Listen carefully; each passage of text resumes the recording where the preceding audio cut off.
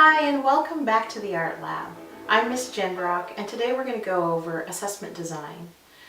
The assessment design that we're going over today is based on a unit covering color theory.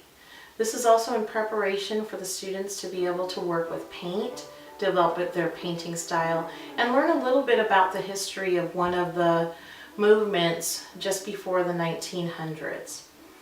So let's get going. First part is going to be the students developing their own color wheel. Here's a blank slate, and what they're going to do is they're going to use the primary colors blue, red, and yellow in the larger circles.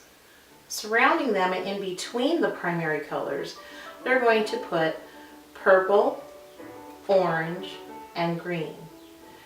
After they've done this, then we're going to go through a session where we read as a group a little tidbit going over Pointillism, the artist George Seurat who developed it, and some of the ideas that had to touch with using color theory to develop their paintings.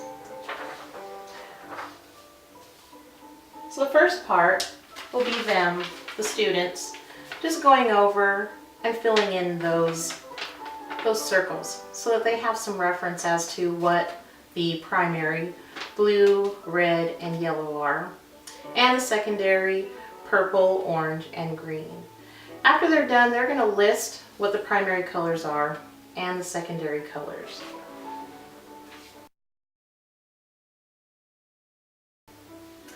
The next part that we're going to go over has to do with reading together as a group an article that has to do with George Seurat and the development of Pointillism. Here's an idea that we go over where the students kind of read through, and we're reading through together, different ideas that have to do with Pointillism and how the artists use Pointillism to pinpoint primary colors and develop secondary colors as well as tertiary colors. So right there we've been given several of the fundamental ideas that have to do with color theory. We've got primary colors, secondary colors, and tertiary colors. After the students have gone through this article, they're going to develop their own tertiary colors using only the primary and secondary colors from a set of markers.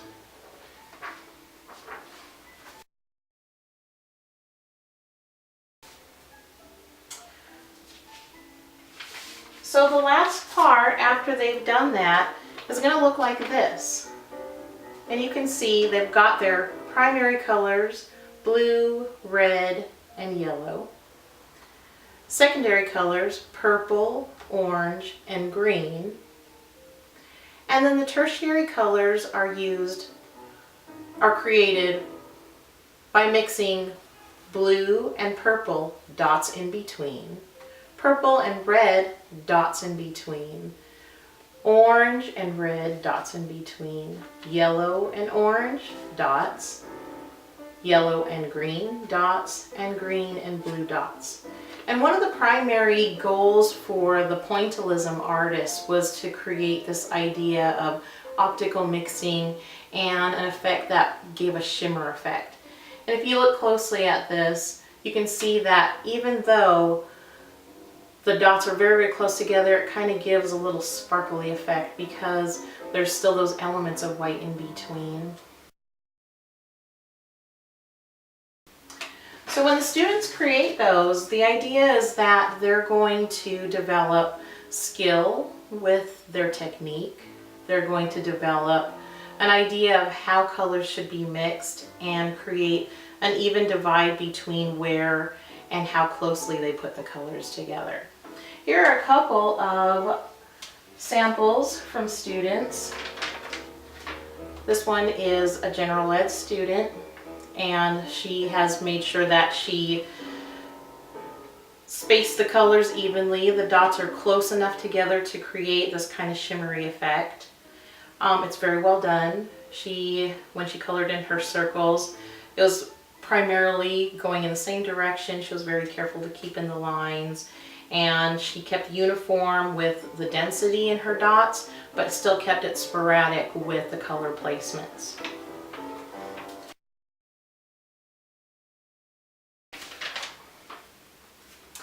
Here's an example of one of my special ed students, and he still managed to keep some uniformity within the dots. I really appreciate his line work in his dots and placement. I noticed that I think what happened maybe was after he got done with this area, he wanted to just get it done a little quicker. But this is still really, really good work considering that he's working on a very, very low level.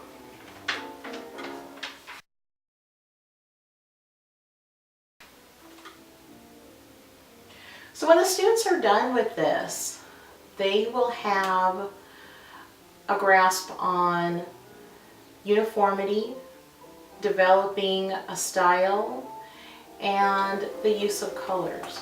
So the fundamental idea about this is that the formative assessment attached to this lesson will give me a better understanding of how the students understand primary colors, secondary colors, and the development of tertiary colors. It also gives me an idea of how well they can execute the use of Pointillism style, and if they'll be able to utilize a conjunction of the Pointillism style and the use of color theory. So thank you very much for joining us today. It's been a pleasure, and I hope that you come back again soon.